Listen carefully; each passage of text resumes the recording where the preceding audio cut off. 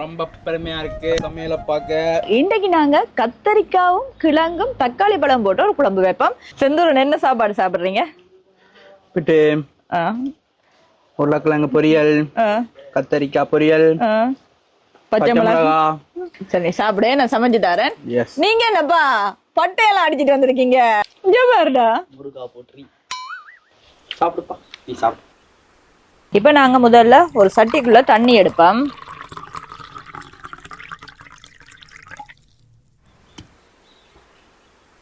அடுத்தது வந்து கத்தரிக்காவை நல்லா நீட்டு நீட்டா வெட்டி எடுப்பேன். கத்தரிக்காவை இப்படி செண்டாக்கிட்டு இப்படி குறுக்கால வெட்டிட்டு இப்படி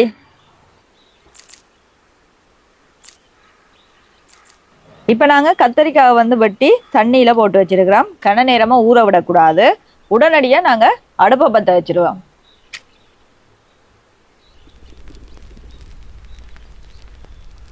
இப்போ அடுப்பு பார்த்தீங்கன்னா நல்லா எரிய வலிக்கிட்டு நாங்கள் சட்டியை அடுப்பில் வச்சிருவோம். கத்தரிக்காய் பொரிக்கிறதுக்கு தேவையான அளவு எண்ணெய் ஊற்றி கொள்ளுவோம்.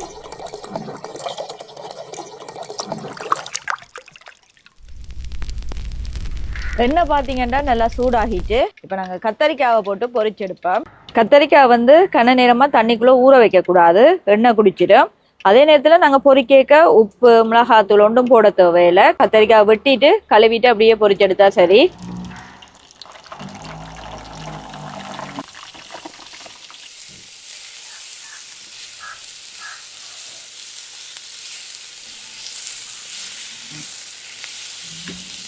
கத்தரிக்காய் வந்து நல்ல பொன்னிறமாக பொரியட்டும். அதுக்கிடையில் நாங்கள் கிழங்கு சீவி எடுத்துடுவோம். இங்கெல்லாம் பார்த்தீங்கன்னா கிழங்குக்கு தோல் சீவியாச்சு. இப்போ அதுக்கிடையில் பார்த்தீங்கன்னா கத்தரிக்காவும் நல்லா பொரிஞ்சிட்டு வாசனையாக இருக்கு. இன்னொரு கொஞ்சம் பொன்னிறமாக வந்தால் நாங்கள் இறக்கிடலாம். பாருங்க எப்படி இருக்கண்டு.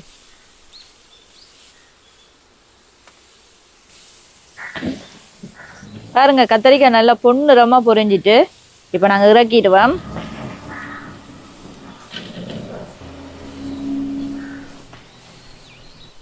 இப்போ பாருங்க நல்ல பொன்னிறமா நாங்கள் கத்தரிக்காவை பொரிச்சு எடுத்துட்டோம். பாருங்க எப்படி இருக்காண்டு. கத்தரிக்காவை பொரிச்சு எடுத்துட்டோம். இனி நாங்கள் குழம்பு வைக்க ரெடி ஆவோம். இப்போ நாங்கள் அடுத்த சட்டியை அடுப்பில் வைப்போம். கொஞ்சமாக தேங்காய் சேர்த்துக்கொள்ளுங்க. இப்போ தேங்காய் வந்து நல்லா சூடாகட்டும். இப்போ எண்ணெய் பார்த்தீங்கன்னா நல்லா சூடாகிட்டு அதுக்குள்ளே நாங்கள் கடுகு, வெந்தயம், சீரகம் சேர்த்துக்கொள்ளுவோம். அடுத்ததாக பார்த்தீங்கன்னா 2 உள்ளி எடுத்து வெட்டி வச்சிருக்கு, அதையும் சேர்த்துக்கொள்ளுவோம். ஒரு 2 பச்சை மிளகாய் எடுத்து வச்சிருக்கிறோம், அதையும் சேர்த்துக்கொள்ளுவோம். கத்தரிக்காயும் கிழங்கும் குழம்பண்டாலே சின்ன வெங்காயம் கட்டாயமாக இருக்கணும். கொஞ்சம் சின்ன வெங்காயத்தை எடுத்து சின்ன சின்னனா வெட்டி வச்சிருக்கு, அதையும் சேர்த்துக்கொள்ளுவோம். இப்போ நல்லா எல்லாத்தையும் கிளறி விடுவோம். எண்ணெயில் நல்லா வதங்கி வரட்டும்.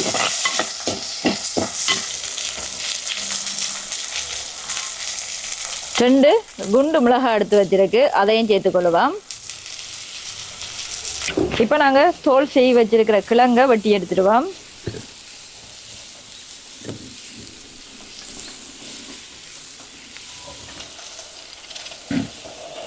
இப்போ நாங்கள் கிழங்கையும் வெட்டி எடுத்தாச்சு.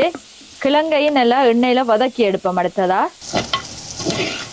இப்போ பாருங்க நல்லா வெங்காயம் உள்ளி எல்லாம் ஓரளவு பொன்னிறமாக வதங்கிட்டு இந்த நேரத்துக்குள்ளேயே நாங்கள் வெட்டி வச்சிருக்கிற கிழங்கையும் சேர்த்து கொள்ளுவோம். இப்போ நல்லா எல்லாத்தையும் கிளறி விடுவோம்.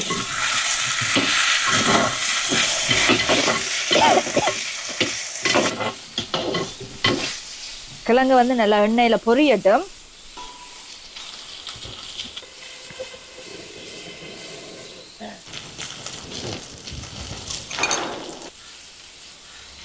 இப்போ நாங்கள் தக்காளியை வெட்டி போடுவோம். கிழங்கோட தக்காளி பழம் சேர்க்க கிழங்கு வந்து எண்ணெயில் ஓரளவு வதங்கினதுக்கு பிறகு தான் தக்காளி பழம் சேர்க்கணும். இல்லாட்டிக்கு கிழங்கு வந்து அவியாது. நாங்கள் எல்லாத்தையும் நல்லா கிளறி விடுவோம்.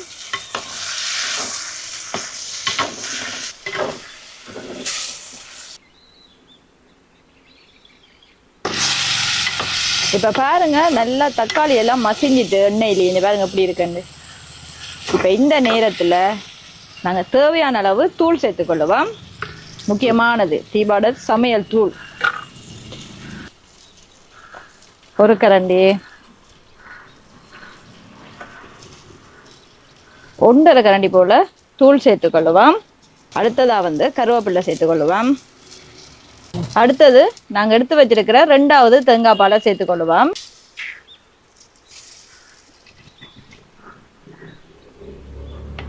இப்ப தேங்காய் பாலை ஊத்திட்டு நல்லா கிளறி விடுவோம். இப்ப நாங்க மிளகாத்தூளோட பச்சை வாசனை போற அளவுக்கு மூடி குழம்ப கொதிக்க வைப்போம். ஒவ்வொரு முறையும் மரக்கறி சாப்பாட்டுக்கு வித்தியாசமா செய்யக்க நல்ல டேஸ்டா இருக்கும். ஒரே கறியை வச்சு கொடுத்தா வீட்டை அடிக்க வந்துடுவாங்க. அதனால இப்படி வித்தியாசமா சமைச்சு கட்டாயமா கொடுங்க. இதை நீங்க முயற்சி செய்து பாருங்க, நல்ல டேஸ்டான குழம்பு. ஆனா மரக்கறி நாள் இல்லாத நேரத்துல இந்த குழம்புல இறக்க கிட்ட மாசி கருவாடு ஒரு துண்டு போட்டீங்கன்னா அது இன்னும் டேஸ்ட் வேற லெவலா இருக்கும். ஆனா மரக்கறி நாளுக்கு நாங்க அப்படி செய்ய இல்லாதானே. இது மரக்கறியாவும் பாவிக்கலாம், மச்சக்கறியாவும் பாவிக்கலாம். அதுக்கு உங்களுக்கு ஐடியா சொல்லி தந்தாச்சு. சரி, இப்ப குழம்பு கொதிக்கட்டும். இப்ப நாங்க மிளகாத்தூளோட பச்சை வாசனை போறதுக்காக மூடி போட்டு கொதிக்க வச்சிருந்தோம். இப்ப திறந்து பாப்போம் எப்படி இருக்காண்டு. இப்ப பாருங்க குழம்பெல்லாம் நல்லா கொதிச்சுட்டு கிழங்கு நல்லா அவிஞ்சிட்டு இந்த நேரத்துல நாங்க பொரிச்சு வச்சிருக்கிற கத்தரிக்காயை சேர்த்துக்கொள்ளுவோம்.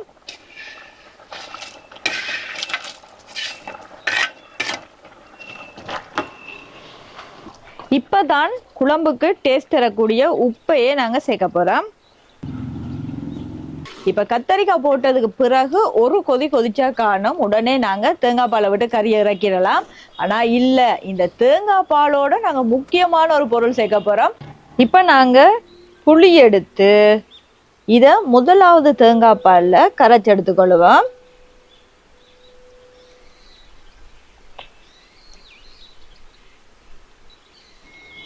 இப்ப பாருங்க புளியை நல்லா நாங்க கரைச்சு எடுத்துட்டோம். இப்ப குழம்பும் தயாராகிட்டு கடைசியா நாங்க முதலாவது தேங்காய் பாலை சேர்த்துக்கொள்ளுவோம். இப்ப நல்லா கிளறிடுவோம். பாருங்க எப்படி இருக்கண்டு, பார்க்கவே ஆசையா இருக்கா. இப்ப சுவையான கத்தரிக்காய் கிழங்கு குழம்பு தயாராகிட்டு இப்ப நாங்க இறக்கிடுவோம்.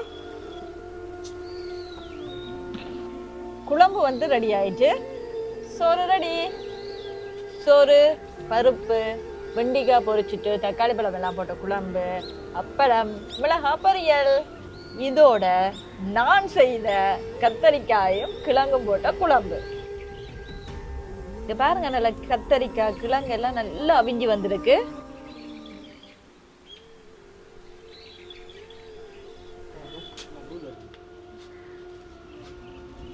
முதல்ல மண் அடுப்புல வச்ச இந்த கத்தரிக்காய் குழம்போட இந்த சோத்தை டேஸ்ட் பண்ணி பாரு. அதுக்கு பிறகுதான் மிச்ச கறியை சேர்க்கிறது.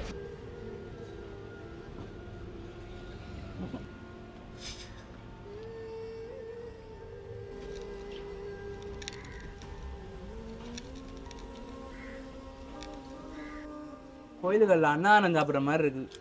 அப்படியா? ரொம்ப பெருமையா இருக்கு. அக்காட சமையலை பார்க்க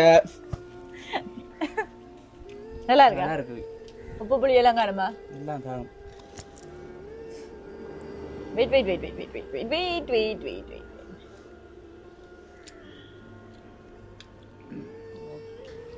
தஸ் கஜன்